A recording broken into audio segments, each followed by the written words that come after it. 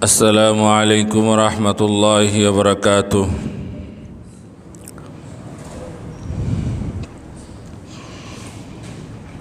إن الحمد لله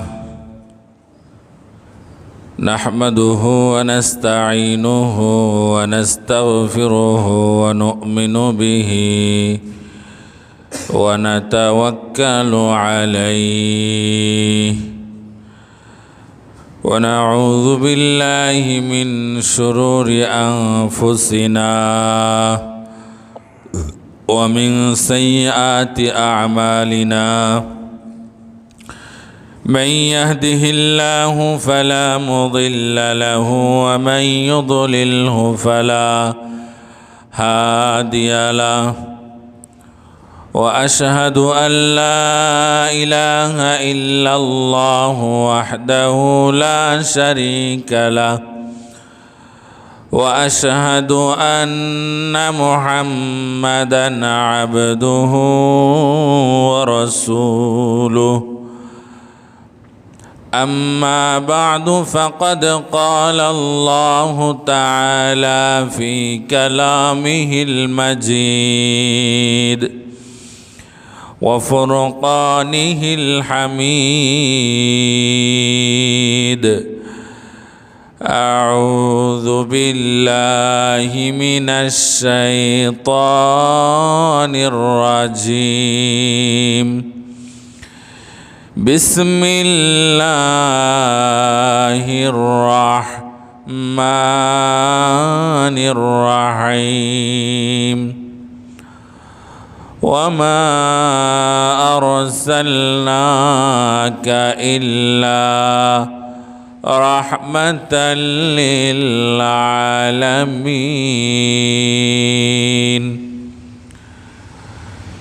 صدق الله العظيم.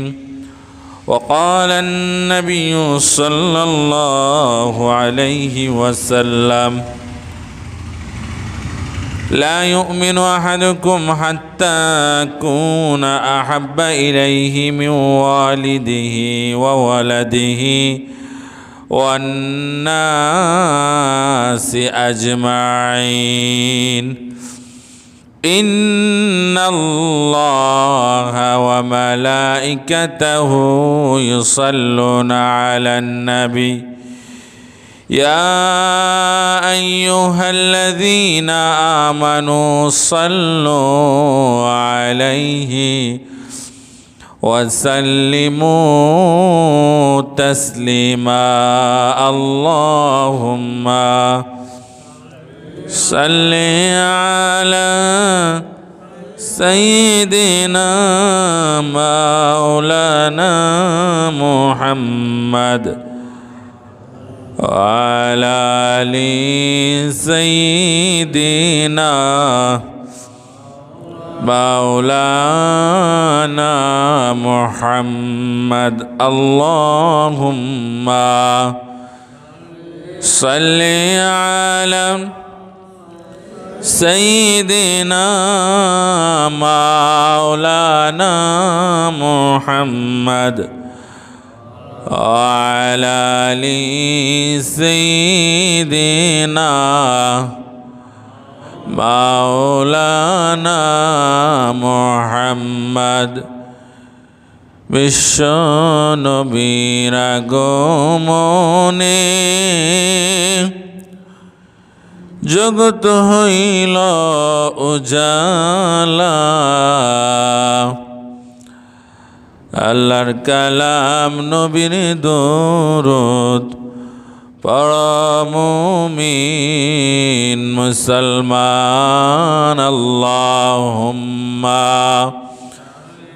সাল্লি আলা সাইয়্যিদিনা মাওলানা মুহাম্মদ ওয়া আলা আলি সাইয়্যিদিনা মাওলানা মুহাম্মদ। আলহামদুলিল্লাহ।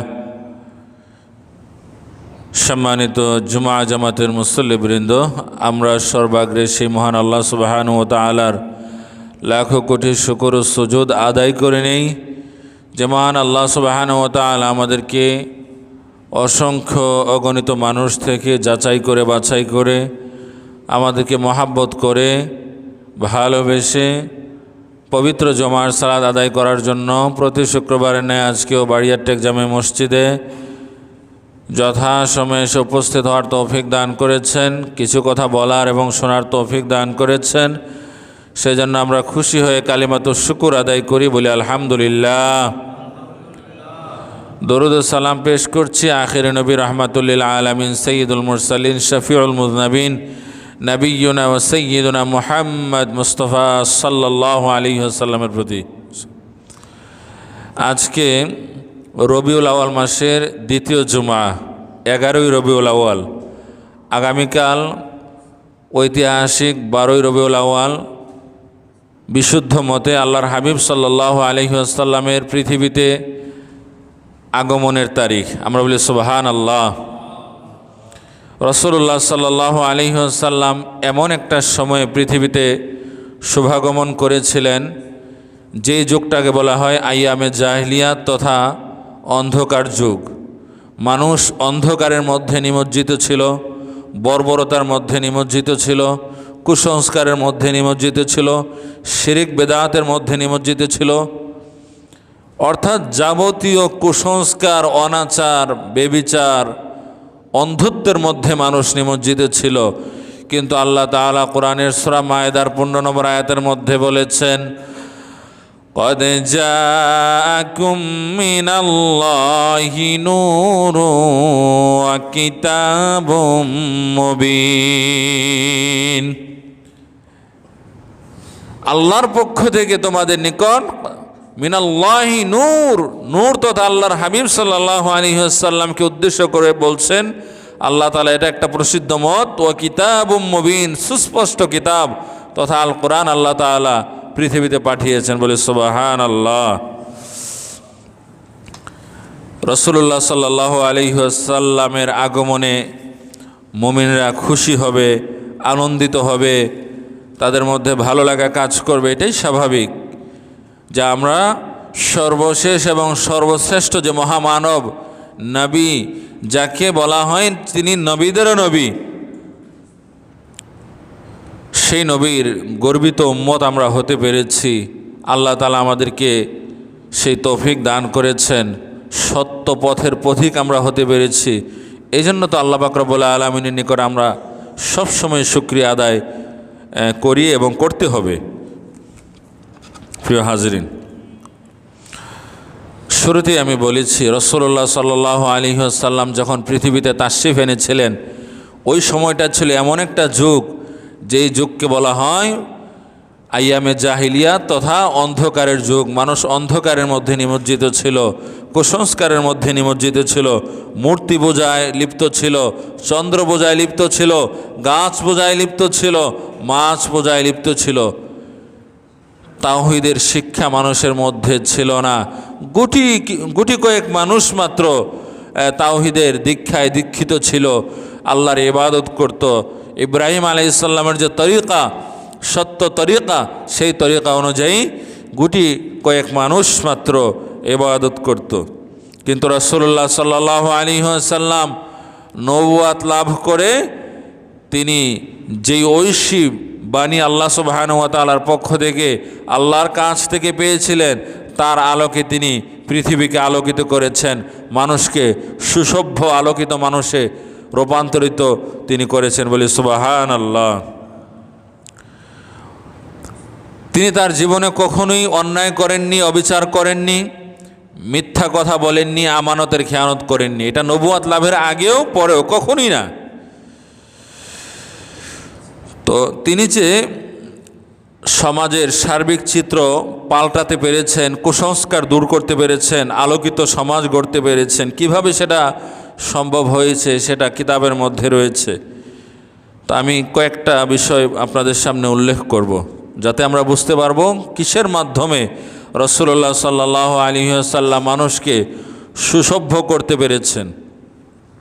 তার আগে একটু বলে নেই, তো রাসূলুল্লাহ সাল্লাল্লাহু আলাইহি ওয়াসাল্লাম তো বলেছেন বুইসতু মুআল্লিমান, আমি পৃথিবীর মানুষের শিক্ষক রূপে পৃথিবীতে আগমন করেছি, আল্লাহ তাআলা আমাকে পাঠিয়েছেন বলে সুবহানাল্লাহ। রাসূলুল্লাহ সাল্লাল্লাহু আলাইহি ওয়াসাল্লাম সব কিছু শিক্ষা দিতেন, সব কিছু একদম যা লাগে, যা প্রয়োজন।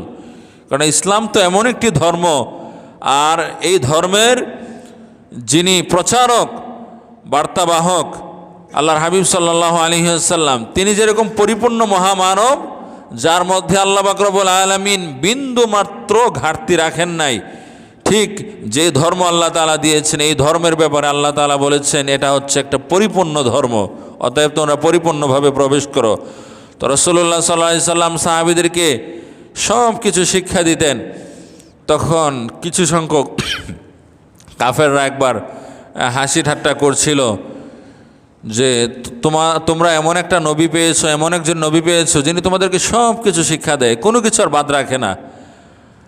তখন সালমান ফারসি রাদিয়াল্লাহু তাআলা আনহু বলেছিলেন, হ্যাঁ, আমরা এমন একজন নবী পেয়েছি যিনি আমাদেরকে সব কিছু শিক্ষা দেন, কিভাবে প্রস্রাব পায়খানা করতে হবে, কিভাবে পরিষ্কার করতে হবে, কিভাবে বাজারে যেতে হবে, কিভাবে লেনদেন করতে হবে, কিভাবে পরিবারের সাথে আচার আচরণ করতে হবে, সব কিছু শিক্ষা দিয়ে তিনি আমাদেরকে আলোকিত মহামানবে পরিণত করেছেন বলে সুবহানাল্লাহ। প্রিয় হাজিরিন, রাসূলুল্লাহ সাল্লাল্লাহু আলাইহি ওয়াসাল্লাম তিনি যে পৃথিবীর অবস্থা পাল্টালেন, এক নম্বরে তিনি যার মাধ্যমে পাল্টিয়েছেন সেটা হচ্ছে আকীদার সংশোধন। মানুষ মূর্তি পূজা করত, চন্দ্র পূজা করত, গাছ পূজা, মাছ পূজা, হ্যাঁ, বড় কিছু একটা দেখলেই ভক্তির আতিশয্যে মানে একদম লুটিয়ে পড়ত। আল্লাহ পাক রব্বুল আলামিনের যে ঐশী বাণী সেটা রাসূলুল্লাহ সাল্লাল্লাহু আলাইহি ওয়াসাল্লাম মানুষকে জানিয়ে দিলেন। রাসূলুল্লাহ সাল্লাল্লাহু আলাইহি ওয়াসাল্লাম মানুষকে খারাপ আকীদা থেকে ভালো আকীদার দিকে আহ্বান করলেন। তিনি বললেন, কুলু লা ইলাহা ইল্লাল্লাহ তুফলিহুন, তোমরা আল্লাহকে স্বীকার করো, আল্লাহর ইবাদত করো, তাওহীদ মেনে নাও, একত্ববাদ মেনে নাও, এবং কিভাবে আল্লাহর ইবাদত করতে হবে সেটা আমার কাছ থেকে তোমরা শিখো। বুইসতু মুআল্লিমান, আমি পৃথিবীর মানুষের শিক্ষক রূপে পৃথিবীতে এসেছি, আল্লাহ তাআলা আমাকে পাঠিয়েছেন।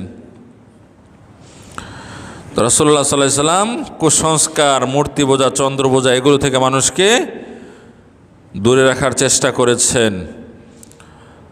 2 নম্বরে হচ্ছে নৈতিক শিক্ষা, সত্যবাদিতা, আমানত রক্ষা করা, হ্যাঁ, ক্ষমাশীলতা, পরোপকার, ন্যায় বিচার প্রতিষ্ঠা করা, এগুলোর মাধ্যমে মানুষদেরকে তিনি নৈতিকতা শিক্ষা প্রদান করেছেন। ওই সময়ে যেই জাহিলি যুগ, এই জাহিলি যুগের চিত্র রাসূলুল্লাহ সাল্লাল্লাহু আলাইহি ওয়াসাল্লাম যে পাল্টালেন, রাসূলুল্লাহ সাল্লাল্লাহু আলাইহি ওয়াসাল্লামের প্রতি কাফেররা পর্যন্ত মুগ্ধ ছিল অনেক ক্ষেত্রে। হ্যাঁ, অনেক সময় তারা স্বীকার করতো না, অনেক সময় স্বীকার করত। তাদের বিভিন্ন আমানত রাসূলুল্লাহ সাল্লাল্লাহু আলাইহি ওয়াসাল্লামের কাছে তারা জমা রাখত। রাসূলুল্লাহ সাল্লাল্লাহু আলাইহি ওয়াসাল্লাম যখন মক্কা থেকে মদিনায় হিজরত করবেন তখন পর্যন্ত তার কাছে অসংখ্য অগণিত মানুষের আমানত রয়েছে, কিন্তু এই আমানত তো মানুষকে দিতে হবে।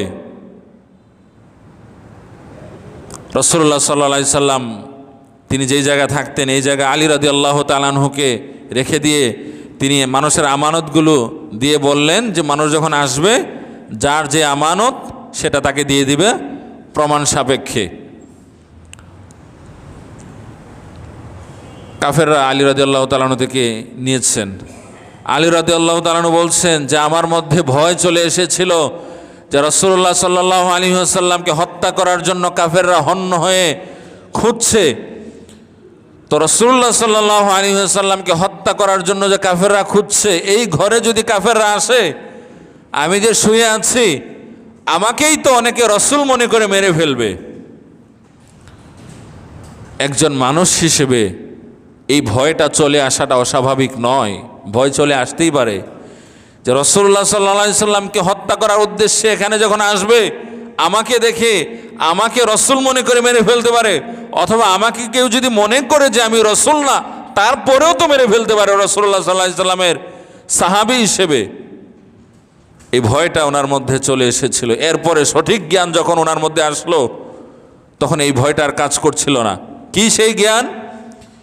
আলী রাদিয়াল্লাহু তাআলা আনহু বলছেন, আমার মধ্যে ওই বুঝটা চলে আসলো যে কাফেররা রাসূলুল্লাহ সাল্লাল্লাহু আলাইহি সাল্লামের কাছে আমানত রেখেছে, বাধ্য হয়ে রাসূলুল্লাহ সাল্লাল্লাহু আলাইহি সাল্লাম এখন হিজরত করছেন, কিন্তু আমানতের যে আমানতগুলো সেগুলো আমার কাছে রাসূলুল্লাহ সাল্লাল্লাহু আলাইহি সাল্লাম দিয়েছেন, যাতে করে আমি পাওনাদার যাদের আমানত তাদেরকে দিয়ে দিতে পারি। এখন আমানত দেওয়ার আগেই যদি কাফেররা আমাকে মেরে ফেলতে সক্ষম হয়, তাহলে আমানতের খেয়ানত হবে এবং এই দায়ভার রাসূলুল্লাহ সাল্লাল্লাহু আলাইহি সাল্লামের উপরে যাবে যে তিনি নবী দাবি করছেন, তার কাছে আমরা পূর্বে আমানত রেখেছিলাম, সেই আমানতগুলো আমরা পাই নাই। কেমন নবী যার কাছে আমানত দিয়ে আমরা আমানতটা পর্যন্ত পেলাম না, তিনি তো নবী হতে পারেন না। আলী রাদিয়াল্লাহু তাআলা আনহু বলছেন যে যখন এই চিন্তাটা আমার মধ্যে কাজ করলো, তখন আমি বুঝতে পারলাম যে এটা হবে না যতক্ষণ না আমি মানুষদের আমানতগুলো দিতে পারছি, তার আগে আমার মৃত্যু হতে পারে না। তাহলে আমানতগুলো তসরুফ হয়ে যাবে, রাসূলুল্লাহ সাল্লাল্লাহু আলাইহি সাল্লাম আমানতের খেয়ানতকারী হিসেবে পৃথিবীর মানুষের কাছে সাব্যস্ত হবেন, আর আল্লাহ তাআলা রাসূলুল্লাহ সাল্লাল্লাহু আলাইহি সাল্লামকে পৃথিবীর মানুষের কাছে আমানতের খেয়ানতকারী হিসেবে সাব্যস্ত করবেন না বলে সুবহানাল্লাহ। 2 নম্বরে নৈতিকতার শিক্ষার মাধ্যমে রাসূলুল্লাহ সাল্লাল্লাহু আলাইহি ওয়াসাল্লাম পৃথিবীর অবস্থা পাল্টালেন, মানুষের নৈতিক অবস্থা সমৃদ্ধ করলেন, সুসভ্য করলেন, আলোকিত মানুষে রূপান্তরিত করলেন। 3 নম্বরে হচ্ছে নারীর মর্যাদা প্রতিষ্ঠা। ওই সময় এমন একটা যুগ ছিল, আমরা কিতাবের মধ্যে পেয়েছি, কোরআনেও আছে, হাদিসেও আছে, যে নারী সন্তান হলে পরে অনেক মানুষ সন্তানকে মেরে ফেলতো, জীবন্ত কবর দিয়ে দিত। নারী সন্তানকে, কন্যা সন্তানকে খারাপ লক্ষণ মনে করত এই কুসংস্কারাচ্ছন্ন মানুষগুলো। আল্লাহ তাআলা কোরআনের মধ্যে বলেছেন, ওয়াইদাল মাউউদাতু সুইলাত বিআইয়ি যামমিন কুতিলাত, যেই সমস্ত কন্যা সন্তানদেরকে জাহিলি যুগের মানুষেরা, পৃথিবীর মানুষেরা হত্যা করেছে, পরকালে আল্লাহ পাক রব্বুল আলামিন ওই সন্তানদেরকে জিজ্ঞেস করবেন, বিআইয়ি যামবিন কুতিলাত, কেন তোমাদেরকে হত্যা করা হয়েছে, কেন তোমাদের আপন মানুষেরা তোমাদেরকে হত্যা করেছে বলো। ওই কন্যা সন্তানেরা বলবে, আল্লাহ আপনি তো পৃথিবীতে পাঠিয়েছিলেন, কিন্তু আমাদের এই প্রিয় মানুষ, আমাদের বাবা মা আত্মীয় স্বজন মেরে ফেলেছে।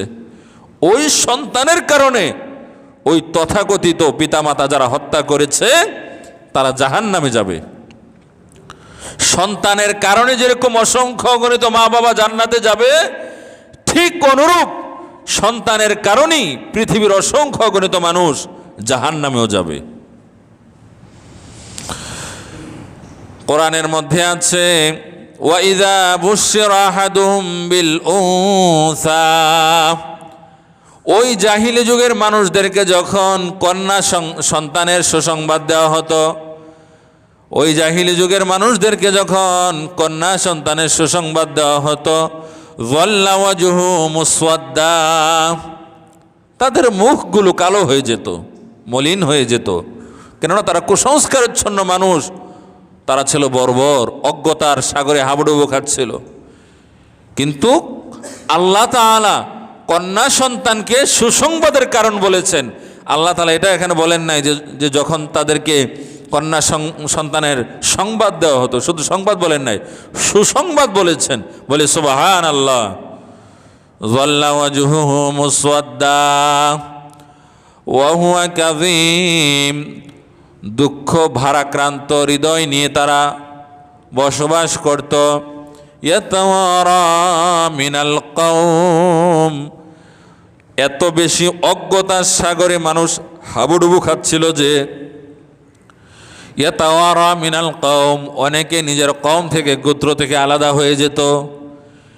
মিন সুইমা বুশরা বি, এই যে তাকে সুসংবাদ দেওয়া হয়েছে কন্যা সন্তানের, এটাকে সে সুসংবাদ মনে করতো না, মনটা খারাপ হয়ে যেত, চলে যেত, আলাদা হয়ে যেত।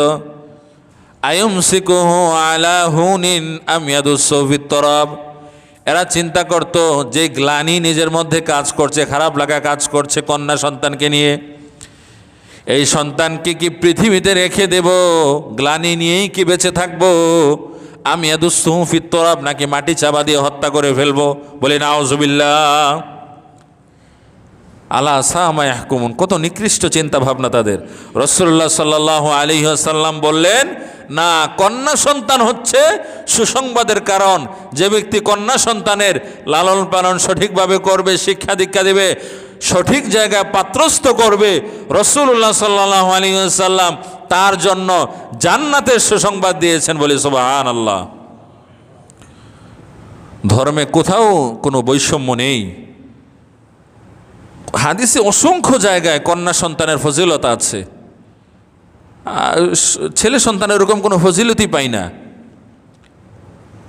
এবং অনেক ধর্মে যেখানে নারীদের সম্পত্তি দেওয়ার ব্যাপারে কোনো আলোচনা নেই, বরং নিজেরা একটা মানবরচিত বিধান তৈরি করে সম্পত্তি কেউ কেউ দেয়, কেউ কেউ দেয় না, সেখানে কোরআনে কিন্তু নারীদেরকে সম্পদ দেওয়ার কথা বলা আছে।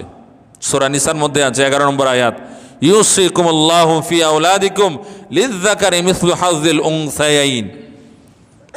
হ্যাঁ, ইসলাম বিরোধীরা যেই বিষয়টা আপত্তি করে সেটা হচ্ছে যে ধর্মে তো ছেলে সন্তানের অর্ধেক কন্যা সন্তানকে দেওয়ার কথা বলা হয়েছে।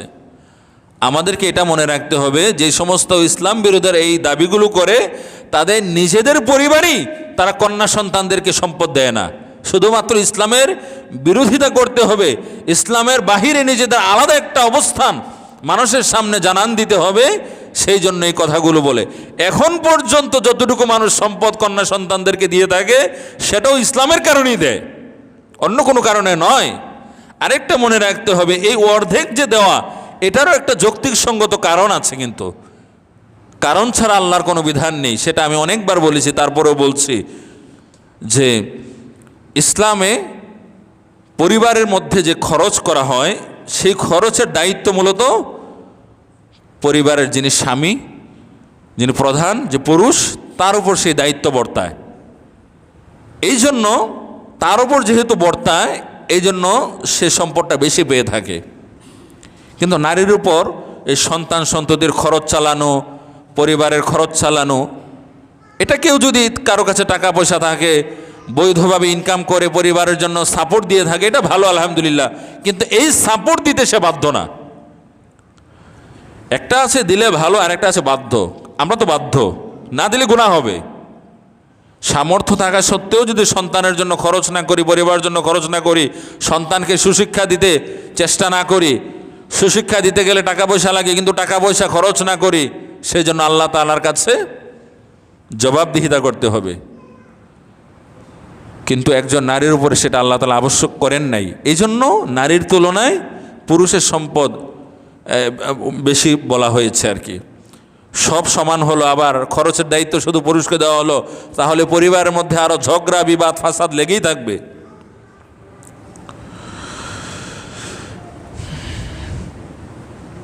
এরপরে পুরুষেরা বিয়ে করতে গেলে তারা দেনমোহর দিতে হয়, কিন্তু নারীদেরকে তো কোনো দেনমোহরের ব্যবস্থা নাই।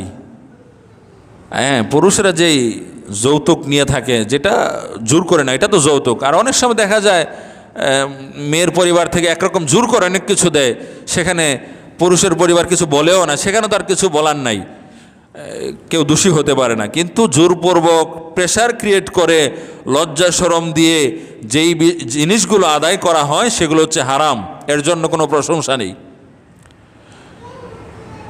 সিলেট, চট্টগ্রাম সহ বিভিন্ন জেলাতে অনেক কুসংস্কার আছে। এই আধুনিক যুগেও এই রমজানের সময়ে এই যে ইফতার দেওয়ার যে একটা কুসংস্কার আছে, ইফতার হচ্ছে একটা ইবাদতের অংশ। সারাদিন রোজা রেখে মুসলিমরা ইফতার করে আনন্দের সাথে, এটাও একটা অসংখ্য মানুষের জুলুমের হাতিয়ার হয়ে গিয়েছে।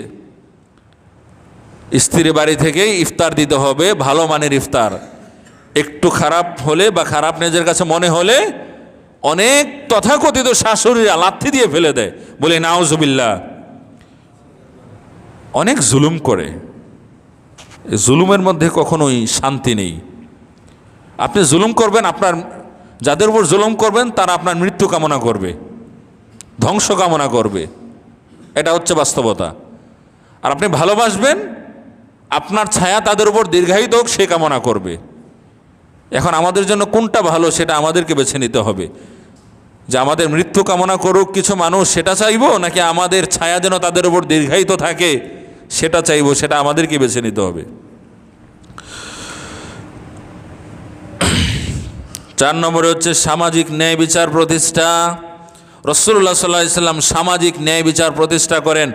দাসমুক্তি, দরিদ্রের সাহায্য করা, জাকাতের ব্যবস্থা চালু করা, এগুলো তিনি সমাজের মধ্যে চালু করেন।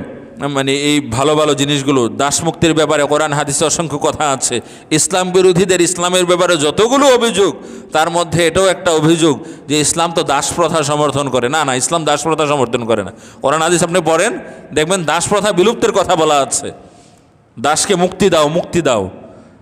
হ্যাঁ, ইসলাম আসার আগ থেকেই, আবার এটাও বলি যে অনেকের মনে আবার ইসলাম আসার আগে মানে বুঝলাম না, মানে ইসলাম কি পরে আসছে, এটা পরে মানুষ বানাইছে এরকম নাকি? না, আমাদেরকে মনে রাখতে হবে আদম আলাইহিস সালাম থেকে এই পর্যন্ত যুগে যুগে অসংখ্য গণিত নবী রাসূল আল্লাহ পাক রব্বুল আলামিন পৃথিবীতে পাঠিয়েছেন মানুষের জন্য, মানুষকে সঠিক পথের দিশা দেওয়ার জন্য। হযরত ঈসা আলাইহিস সালাম তিনি ছিলেন আল্লাহর নবী। তিনি তাকে উঠিয়ে নেওয়ার পরে 500-600 বছর পর্যন্ত কোনো নবী রাসূল আল্লাহ তাআলা পৃথিবীতে পাঠান নাই। ওই যুগটাকে বলা হয় অন্ধকার যুগ, বর্বরতার যুগ। ওই যুগে অসংখ্য গণিত মানুষ ইব্রাহিম আলাইহিস সালামের তরিকা অনুযায়ী আমল করত, ইবাদত করত। এরপর আল্লাহ তাআলা রাসূলুল্লাহ সাল্লাল্লাহু আলাইহি সাল্লামকে পাঠালেন ইসলাম ধর্ম। তিনি রাসূলুল্লাহ সাল্লাল্লাহু আলাইহি সাল্লামকে বললেন ইসলাম ধর্মের প্রচার করো, কোরআন নাজিল করলেন। তো ওই জাহিলি যুগ থেকেই দাস প্রথার প্রচলন ছিল। এটার শত শত খারাপ দিক থাকলেও ইসলাম আসার পরেও কিছু কিছু ক্ষেত্রে এটার যৌক্তিকতা যদি নাও বলি, সহজে এটা বন্ধ করার কোনো উপায় ছিল না। তখন দাসপ্রথা ছিল, কিন্তু বলা হয়েছে দাসদেরকে মুক্তি দিলে এই সওয়াব সেই সওয়াব, অপরাধ করলে, অন্যায় করলে, খুন করলে অনিচ্ছাকৃতভাবে এই জরিমানা দাও, এই করো সেই করো, দাসপ্রথা বিলুপ্ত করার চেষ্টা করো, দাসকে মুক্তি দাও। অনেক গুনাহের কাফারা আছে দাসকে মুক্তি দেওয়া। তো আমরা বুঝতে পারলাম ইসলাম দাস প্রথা সমর্থন করে না। কোরআন হাদিসে কোথাও দাস প্রথার সমর্থনে কোনো কিছু বলা নেই, বরং দাস প্রথা বিলুপ্তের কথা বলা হয়েছে। সেই সাথে যেই সমস্ত মানুষেরা মজলুম, অন্যায়ভাবে বছরের পর বছর জেলের মধ্যে রয়েছে, এদিকে তার পরিবার মানবেতর জীবনযাপন করছে, কোরআনের মধ্যে আছে তাদের মুক্তির ব্যবস্থা করো, এটা ভালো কাজ। ইন্নামা নুতঈমুকুম লিওয়াজহিল্লাহ, আল্লাহ বলছেন আমার প্রিয় বান্দা যারা নুতঈমুকুম, তারা খাদ্য খাওয়ায় লিওয়াজহিল্লাহ, আল্লাহর জন্য, আল্লাহকে রাজি খুশি করার জন্য। লা নুরিদু মিনকুম জাযাআ ওয়ালা শুকুরা, এই খাদ্য খাওয়ানোর বিনিময়ে তারা কোনো প্রকার জাযাত, কোনো প্রকার তারা শুকরিয়া আদায় চায় না, মানুষ শুকরিয়া আদায় করুক, প্রশংসা করুক, এটা চায় না। আল্লাহর জন্য খাওয়াই লিওয়াজহিল্লাহ। ইন্নামা নুতঈমুকুম লিওয়াজহিল্লাহ লা নুরিদু মিনকুম জাযাআ ওয়ালা শুকুরা। এরপরে আছে যে নুতঈমু ওয়াতিমা ওয়াসিরা, মিসকিনা ওয়াতিমা ওয়াসিরা, যে তারা মিসকিনকে খাদ্য খাওয়ায়, ইয়াতিমকে খাদ্য খাওয়ায়, ওয়া আসিরা, বন্দীদেরকে খাদ্য খাওয়ায়, তাদের পরিবারের জন্য ব্যয় করে, তাদের মুক্তির ব্যবস্থা করে। প্রিয় হাজিরিন, তাহলে আমরা বুঝতে পারলাম দাস মুক্তি এটাকে উৎসাহিত করা হয়েছে ইসলামে, যে দাসদেরকে মুক্তি করো, তাদেরকে স্বাধীন জীবনযাপনের ব্যবস্থা করো, দারিদ্রদের সাহায্য করো, জাকাত ব্যবস্থা চালু করো। 5 নম্বরে হচ্ছে অর্থনৈতিক সংস্কার। ওই সময়ে সুদ ঘুষ ব্যাপক আকার ধারণ করেছিল। সুদ ছাড়া এমনিতে টাকা ধার দিবে, এটা মানুষের কল্পনার মধ্যেও ছিল না, যে কোনো প্রকার লাভ ছাড়া কিভাবে মানুষ টাকা দিতে পারে, এটা মানুষের ধারণার বাহিরে ছিল।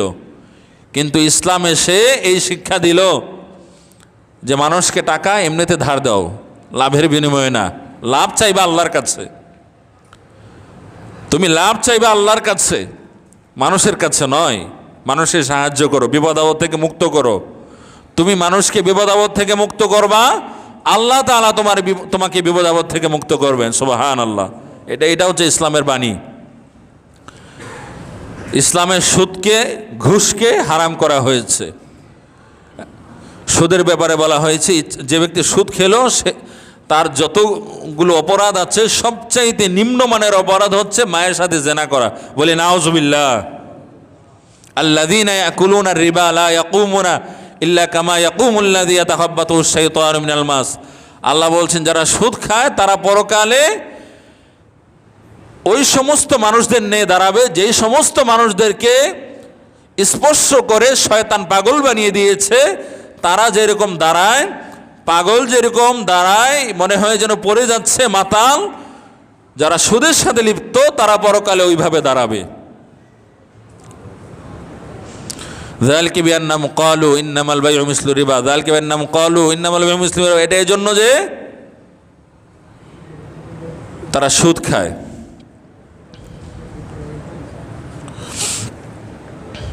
ওয়াহাল্লাল্লাহুল বাই'a ওয়া হাররামার রিবা। আল্লাহ বলছেন আমি ব্যবসাকে হালাল করেছি, সুদকে হারাম করেছি। এরপরে আছে ঐক্য ও ভ্রাতৃত্ব। এগুলো তো ছিল যে জাহিলি যুগের মানুষের মধ্যে, এই যে গোত্রপ্রীতি, বংশপ্রীতি, সমাজপ্রীতি, এগুলো ছিল। এই জন্য ইসলামের একটা বাণী হচ্ছে যে ব্যক্তি জাতীয়তাবাদের দিকে মানুষকে আহ্বান করলো, জাতীয়তাবাদে নিজেকে নিমজ্জিত করলো, সে জাহান্নামী। আরও অনেক শব্দ আছে যেগুলো মানে অনেক ভয়ঙ্কর ব্যাপার। জাতীয়তাবাদ মানে কি? সে শুধু নিজের জাতীয়তাকে ওন করে, আমি, আমার দেশ, এটা ছাড়া আমি আর কিছু বুঝি না। ওই ফিলিস্তিনে কি হলো না হলো ওইটা আমার দেখার বিষয় না, ভারতে কি হলো না হলো এটা আমার দেখার বিষয় না, পাকিস্তানে কি হলো না হলো এটা আমার দেখার বিষয় না। কিন্তু ইসলাম বলছে তুমি সারা পৃথিবীর অংশ, তুমি তোমার জাতীয়তা নিয়ে, তুমি তোমার দেশকে নিয়ে পরে থাকবা, আর কোথায় কি হলো না হলো সেদিকে তোমার কোনো ভ্রুক্ষেপ থাকবে না, সারা পৃথিবীর অংশ তুমি মনে করবে না। এটা ইসলাম বলে না। ইসলাম বলছে তুমি সারা পৃথিবীর অংশ, পৃথিবীর যেই প্রান্তে কোনো মুমিন থাকুক না কেন, যে সারা পৃথিবীর মুমিন হচ্ছে একটি দেহের ন্যায়।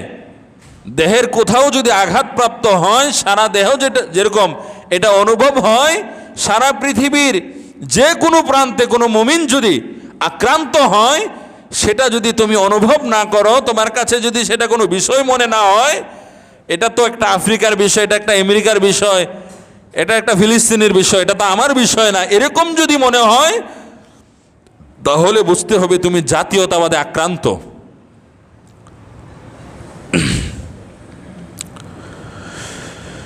প্রিয় হাজিরিন, এরপরে হচ্ছে আইন ও বিচার ব্যবস্থা। কোরআন সুন্নাহর ভিত্তিতে ন্যায় বিচারের সুশৃঙ্খল কাঠামো দাঁড় করান রাসূলুল্লাহ সাল্লাল্লাহু আলাইহি সাল্লাম। একটা হাদিস তো বলেছিলাম কয়েক শুক্রবার আগে, যে মক্কা বিজয়ের 3 দিন পরে মুসলিমরা যখন আনন্দ অনুভব করছিল, আনন্দঘন পরিবেশ চারদিকে, মক্কা বিজয় করেছেন, রাসূলুল্লাহ সাল্লাল্লাহু আলাইহি সাল্লাম সবাইকে গণহারে ক্ষমা করে দিয়েছিলেন।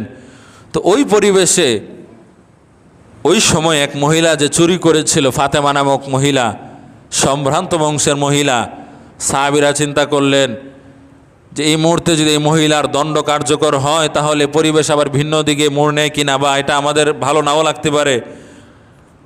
তখন একজন ছোট বাচ্চাকে দিয়ে, ওসামাকে দিয়ে যখন রাসূলুল্লাহ সাল্লাল্লাহু আলাইহি সাল্লামকে সাহাবীরা বলান যে রাসূলুল্লাহ সাল্লাল্লাহু আলাইহি সাল্লাম যেন এই দণ্ড কার্যকর না করে, রাসূলুল্লাহ সাল্লাল্লাহু আলাইহি সাল্লাম বলেছিলেন আমার মেয়ে ফাতেমাও যদি এই চুরি করতো তাহলে তার দণ্ড আমি কার্যকর করতাম, তার হাত আমি কেটে দিতাম। সুবহানাল্লাহ। শোনেন, ইসলাম শুধু দণ্ড কার্যকরের কথা বলে তা না, শুধু কার্যকর করো তা না, মানুষ যেন অপরাধ না করে সেটাও বলা আছে। কিভাবে অপরাধ থেকে বেঁচে থাকতে পারে সেই ব্যবস্থা করার পরে যারা অপরাধ করবে তাদের ব্যাপারে দণ্ড কার্যকরের কথা বলা আছে। অর্থনৈতিক বৈষম্য দূর করার কথা বলা আছে, সচ্ছলতার কথা বলা আছে। এক সাহাবী রাসূলুল্লাহ সাল্লাল্লাহু আলাইহি সাল্লামকে বলেন, হে আল্লাহর রাসূল, তিনি মৃত্যুশয্যায় ছিলেন, আমি আল্লাহর রাস্তায় সব সম্পদ দান করে যেতে চাই। রাসূলুল্লাহ সাল্লাল্লাহু আলাইহি সাল্লাম যে সত্য নবী, এই হাদিস থেকেও সেটা বোঝা যায়। তিনি মিথ্যা নবী হলে বলতেন হ্যাঁ সব দিয়ে দাও আল্লাহর রাস্তায়। তিনি বললেন না না না, এটা করো না। তোমার সন্তান আছে না? হ্যাঁ আছে। তাহলে এটা কেন সব আল্লাহর রাস্তায় দিয়ে দিবা? তোমার সন্তান না খেয়ে মরবে, এটা কি কোনো ভালো কাজ? তাহলে অর্ধেক দিয়ে দেই না, অর্ধেকও দিবা না, 3 ভাগের 1 ভাগ দেই আল্লাহর রাস্তায়। রাসূলুল্লাহ ইসলাম বললেন 3 ভাগের 1 ভাগ দিতে পারো, তবে এটাও কিন্তু বেশি হয়ে যায়। এরপর রাসূলুল্লাহ ইসলাম বলছেন তুমি তোমার সন্তানকে ফকির অবস্থায় রেখে যাবে, এটার চাইতে ভালো তুমি তোমার সন্তানকে সচ্ছল অবস্থায় রেখে যাবে। প্রিয় হাজিরিন,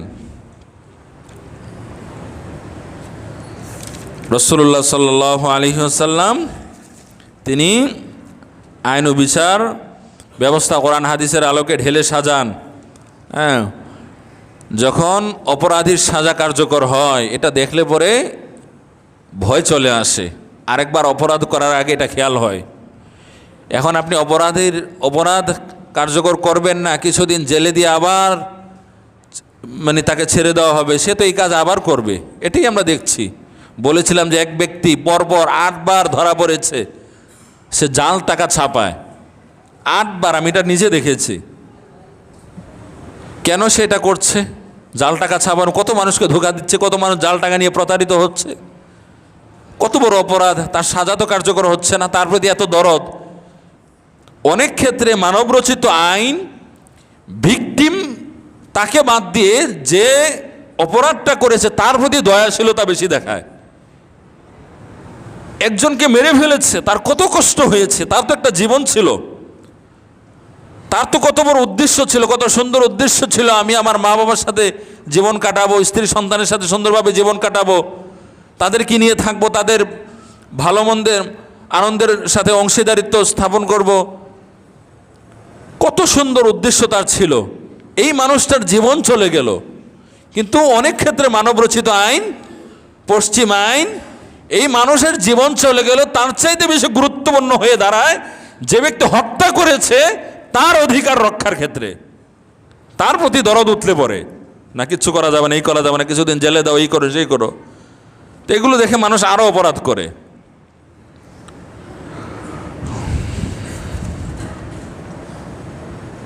জীবনের প্রতি সবার মায়া আছে, যে যাই বলুক জীবনের প্রতি মায়া আছে। কোনো মানুষের ব্রেনে যদি এই মেসেজ পৌঁছে যায়, সে যদি এটা শতভাগ বিশ্বাস করে যে আমি যদি খুন করি আমাকেও কিন্তু খুন করা হবে, এতে কোনো সন্দেহ নাই, কোনোভাবে আমি আইনের ফাঁকফোকর দিয়ে বেরোয় আসতে পারবো না, এটা যদি সে শতভাগ বিশ্বাস করে ফেলে, বাস্তবতা দেখে, সে খুন করার আগে এটা ভাববে। এই জন্যই সৌদি আরবে তুলনামূলকভাবে খুন খারাপি কম হয়। হয় না তা না, বিধান তো দেওয়া হয়েছে এই জন্যই যে এটা হতে পারে আর আইন কার্যকর করবা, কিন্তু তুলনামূলকভাবে খুন খারাপি কম হয়, চুরি চামারি কম হয়।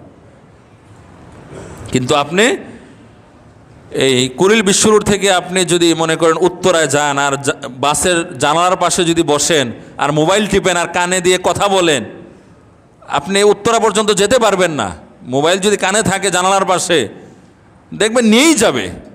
আমাদের চোখের সামনে এরকম অসংখ্যবার হয়েছে এরকম ঘটনা। হাতটা কেটে দিলেই তারা বুঝতো যে হাত দিয়ে মানুষের এই যে মোবাইল টোবাইল নিয়ে যায়।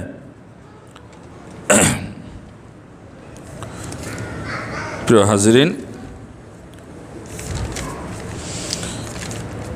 রাসূলুল্লাহ সাল্লাল্লাহু আলাইহি ওয়াসাল্লাম তিনি ছিলেন মানব জাতির জন্য দয়া ও রহমত স্বরূপ। তিনি সত্য নবী, এই জন্য তার প্রাসঙ্গিকতা কোনো দিন শেষ হবে না, এই যুগেও শেষ হচ্ছে না। পৃথিবীতে কোটি কোটি মানুষ তার অনুসারী, তার উম্মত, তার প্রতি দুরূদ পাঠ করে থাকে। আল্লাহ পাক রব্বুল আলামিন রাসূলুল্লাহ সাল্লাল্লাহু আলাইহি ওয়াসাল্লাম সম্পর্কে বলছেন, ওমা আরসালনাকা ইল্লা রাহমাতাল লিল আলামিন, হে নবী আমি আপনাকে বিশ্বজাহানের জন্য রহমত স্বরূপ পাঠিয়েছি। আপনি পশু পাখির জন্য রহমত, গাছপালার জন্য রহমত, মানুষের জন্য রহমত, জিন জাতির জন্য রহমত, কীট পতঙ্গের জন্য রহমত, সব কিছুর জন্য রহমত, সব কিছুর জন্যই আপনি রহমত স্বরূপ। রাসূলুল্লাহ সাল্লাল্লাহু আলাইহি সাল্লামের অনুসরণের নির্দেশ কোরআনের মধ্যে রয়েছে। আল্লাহ পাক রব্বুল আলামিন বলছেন, ইয়া আইয়ুহাল্লাযীনা আমানু আতিউল্লাহ, হে ইমানদারগণ, তোমরা আল্লাহর আনুগত্য করো, আতিউ রাসূল, রাসূলের আনুগত্য করো, ওয়া উলিল আমরি মিনকুম, তোমাদের মধ্যে যারা শাসক রয়েছে, তোমাদেরকে যারা পরিচালনা করে থাকে তাদের আনুগত্য তোমরা করো। আতিউল্লাহ, আল্লাহর আনুগত্য করো। চোখ কান বন্ধ করে আনুগত্য করতে হবে, ডানে বামে তাকানো যাবে না, লজিক খোঁজা যাবে না, কারণ আল্লাহর কোনো বিধান মানুষের স্বার্থের বাইরে হতে পারে না, এতে অকল্যাণ থাকতে পারে না। ওয়া আতিউ রাসূল, রাসূলের আনুগত্য করো। ওয়া উলিল আমরি মিনকুম, কিন্তু উলিল আমর তথা তোমাদেরকে যারা পরিচালনা করে, সেখানে আল্লাহ তাআলা এটা বলেন না যে চোখ কান বন্ধ করে আনুগত্য করো, সেখানে বলছেন ওয়া উলিল আমরি মিনকুম, আনুগত্য করো। তাফসীরের মধ্যে এসেছে তাদের আনুগত্য ততক্ষণ পর্যন্ত করো যতক্ষণ তারা সঠিকভাবে তোমাদেরকে পরিচালনা করে, কোরআন হাদিসের আলোকে পরিচালনা করে, আনুগত্য করো।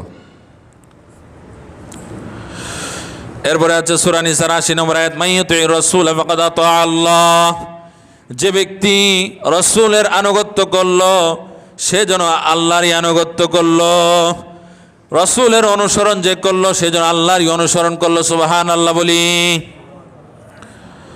রাসূলুল্লাহ সাল্লাল্লাহু আলাইহি ওয়াসাল্লামের অনুসরণ করা মানে আল্লাহর অনুসরণ করা। আরেক জায়গায় আছে ওমাইয়ুতির রাসূলা ওয়া ওমাইয়ুতিল্লাহ রাসূল ফাকাদ ফাযা ফাওজান আযীমা, যে ব্যক্তি আল্লাহ এবং তার রাসূলের অনুসরণ করলো, আনুগত্য করলো, ফাকাদ ফাযা ফাওজান আযীমা, সে সফল কাম হলো, সে জান্নাতি হলো। সুবহানাল্লাহ।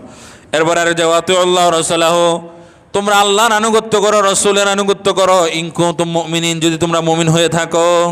সূরা আনফাল ১ নম্বর আয়াত, যদি তোমরা মুমিন হয়ে থাকো, মুমিন দাবি করে থাকো, তাহলে আল্লাহর আনুগত্য করো, রাসূলের আনুগত্য করো। আল্লাহর আনুগত্য আমরা কিভাবে করব, রাসূলের আনুগত্য কিভাবে করব? আমাদেরকে যখন কোনো মানুষের ব্যাপারে বলা হয়, বড় কোনো মানুষ, মান্যবর মানুষ, সম্মানিত মানুষ, যে তুমি তার আনুগত্য করো, তার অর্থ আমরা বুঝে নেই যে তার আদেশ নিষেধ মানতে হবে, তাকে সম্মান করতে হবে, তার সাথে বেয়াদবি করা যাবে না। এখন কোরআন এবং হাদিসের কথা তো একদম সব সময়ের জন্য প্রাসঙ্গিক, মানুষ আসতে থাকবে, সামনে আসবে, অতীতে ছিল, এখন আছে, ভবিষ্যতে আসবে, সবার জন্য কোরআন হাদিসের কথা। এখন কোনো মানুষ যদি জিজ্ঞেস করে, হুজুর আপনি যে বলছেন কোরআনের আয়াত, আল্লাহ তাআলা বলছেন আল্লাহর আনুগত্য করো, রাসূলের আনুগত্য করো, আল্লাহর আনুগত্য কিভাবে করব? আল্লাহকে তো আমরা সামনে দেখছি না যে আল্লাহ কিছু বলবেন আর আল্লাহর কথা মানবো, মানে আনুগত্যটা কিভাবে হতে পারে, রাসূলুল্লাহ সাল্লাল্লাহু আলাইহি ওয়াসাল্লামের আনুগত্যটা কিভাবে হতে পারে, কি করলে সেটা আনুগত্য হিসেবে প্রমাণিত হবে? তাফসীরের মধ্যে এসেছে আল্লাহ তাআলা যা বলেছেন, কোরআনে যা আছে, কোরআনের আইন মেনে নাও, রাসূলুল্লাহ সাল্লাল্লাহু আলাইহি ওয়াসাল্লামের দেখানো পথে চলো, এটাই হচ্ছে আল্লাহ এবং তার রাসূলের আনুগত্য করা। বলি সুবহানাল্লাহ। রাসূলুল্লাহ সাল্লাল্লাহু আলাইহি ওয়াসাল্লামকে ভালোবাসা, অনুসরণ করার পুরস্কার, অনেকগুলো পুরস্কার আছে, কয়েকটা বলছি কোরআন এবং হাদিসের আলোকে। ১ নম্বর পুরস্কার হচ্ছে আল্লাহ তাআলার ভালোবাসা অর্জন ও জীবনের অতীতের সমস্ত গুনাহগাতা ক্ষমা লাভের সুযোগ। সূরা আলে ইমরানের ৩১ নম্বর আয়াতের মধ্যে আল্লাহ তাআলা বলছেন, কুল ইন কুনতুম তুহিব্বুনাল্লাহ, হে পৃথিবীর মানুষেরা, তোমরা যদি আল্লাহকে ভালোবাসতে চাও, ফাত্তাবিউনি, সর্বাগ্রে যে কাজটা করতে হবে, ফাত্তাবিউনি, রাসূলকে অনুসরণ করো, ইউহিব্বুকুমুল্লাহ, রাসূলকে অনুসরণ করলে আমি আল্লাহ তোমাদেরকে ভালোবাসতে থাকবো। সুবহানাল্লাহ। তাহলে রাসূলুল্লাহ সাল্লাল্লাহু আলাইহি ওয়াসাল্লামকে ভালোবাসলে ১ নম্বর যে পুরস্কার, সেটা হচ্ছে আল্লাহর ভালোবাসা পাওয়া।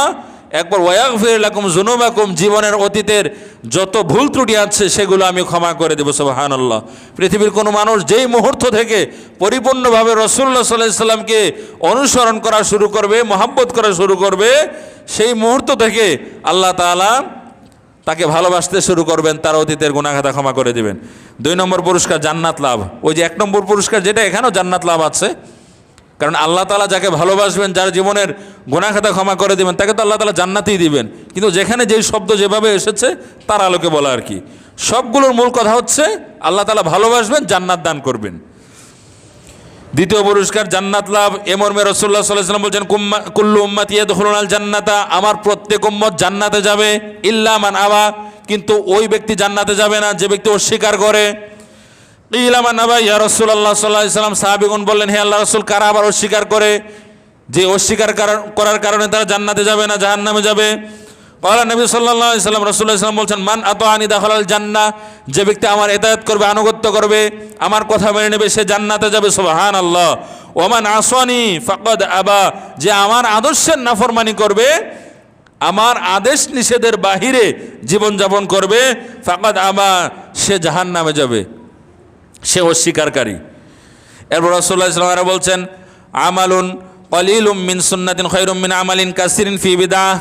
ও কত গুরুত্বপূর্ণ হাদিস, যেটা অনেক সময় বলি। আমালুন কলিলুন ফি সুন্নতি খায়রুম মিন আমালিন কাসির ফি বিদআহ।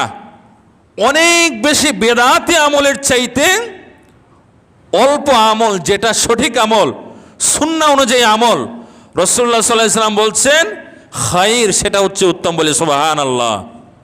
একজন মানুষ সারা রাত ইবাদত করলো কিন্তু বেদাতি পন্থায়, আল্লাহ তাআলা এটা বলবেন না যে তুমি তো করেছো অনেক, আল্লাহ তাআলা দেখবেন যে সঠিকভাবে করেছে কিনা।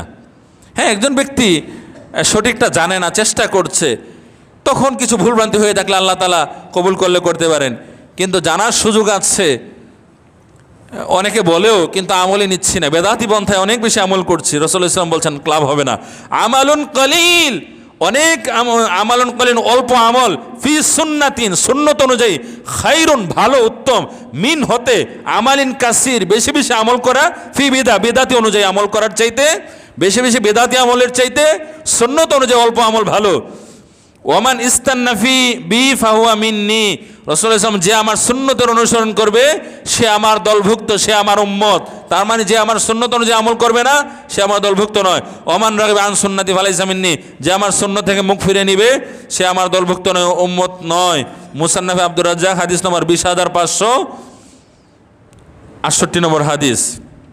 এরপর আরেকটা শুনুন, যে তিন ব্যক্তি জান্নাতে যাবে, মান আকালা তয়্যিবা, যে ব্যক্তি হালাল খাদ্য খাবে, ভালো খাদ্য খাবে, ও আমিলা ফি সুন্নাহ, সুন্নাত অনুযায়ী আমল করবে, ও আমানান নাসু বাওয়াইকাহু, যে প্রতিবেশীকে কষ্ট দিবে না, যার অনিষ্ট থেকে প্রতিবেশী বেঁচে থাকবে, দাখালাল জান্নাহ, সে জান্নাতে প্রবেশ করবে। সুবহানাল্লাহ।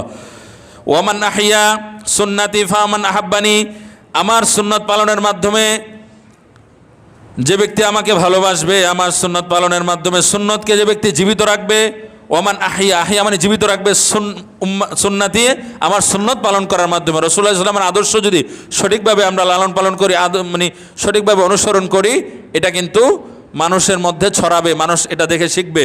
তো রাসূলুল্লাহ সাল্লাল্লাহু আলাইহি ওয়াসাল্লাম বলছেন, আমার সুন্নত পালনের মাধ্যমে, সুন্নতকে যে ব্যক্তি জীবিত রাখবে, ফাকাদ আহাব্বানি, সে আমাকে ভালোবাসে, ওমান আহাব্বানি কানা মাই ফিল জান্নাহ, যে ব্যক্তি আমাকে ভালোবাসে সে আমার সাথেই জান্নাতে যাবে। সুবহানাল্লাহ। আরেকটা হাদিস আছে, আলমার ওম মা মান আহাব্বা, যে যাকে ভালোবাসে, যে যাকে অনুসরণ করে, কাল কিয়ামতে তার সাথেই সে থাকবে। রাসূলুল্লাহ সাল্লাল্লাহু আলাইহি ওয়াসাল্লামকে যে ব্যক্তি ভালোবাসবে সে পরকালে রাসূলুল্লাহ সাল্লাল্লাহু আলাইহি ওয়াসাল্লামের সাথে থাকবে। যে ব্যক্তি শয়তানের আনুগত্য করবে, শয়তানের সাথে তার হাসর নাসর হবে, এটাই স্বাভাবিক। অতএব আমরা কাদেরকে ভালোবাসবো, কাদেরকে অনুসরণ করব, এটা আমাদেরকে বেছে নিতে হবে। আমরা যাদেরকে ভালোবাসবো, যাদের আদর্শ অনুসরণ করব, তাদের যেই পরিণতি আমাদেরও একই পরিণতি, এটাই কোরআন হাদিসের কথা। ইয়াউমা নাদউ কুল্লা উনাসিম বিইমামিহিম, কোরআনে আছে, ইয়াউমা, ওই কাল কিয়ামতে, নাদউ, আহ্বান করা হবে, ডাকা হবে, কুল্লা উনাসিম বিইমামিহিম, প্রত্যেক ইমামের সাথে তার অনুসারীদেরকে, ইমাম মানে যারা মান্যবর, যাদেরকে মানুষ অনুসরণ করে, হ্যাঁ, ওই ইমামের অনুসারী সহ সবাইকে ডাকা হবে, যে যারা আদর্শ অনুসরণ করেছে তাদের সাথে তার হাসর নাসর হবে। এটাই কোরআন হাদিসের কথা। আমরা যেন সঠিক আদর্শ অনুসরণ করতে পারি, আল্লাহর কাছে সেই দোয়া করি। আমরা বলি আল্লাহুম্মা আমিন। ওয়া আখিরু দাওয়ানা আলহামদুলিল্লাহি রাব্বিল আলামিন। আসসালামু আলাইকুম ওয়া রাহমাতুল্লাহি ওয়া বারাকাতুহু।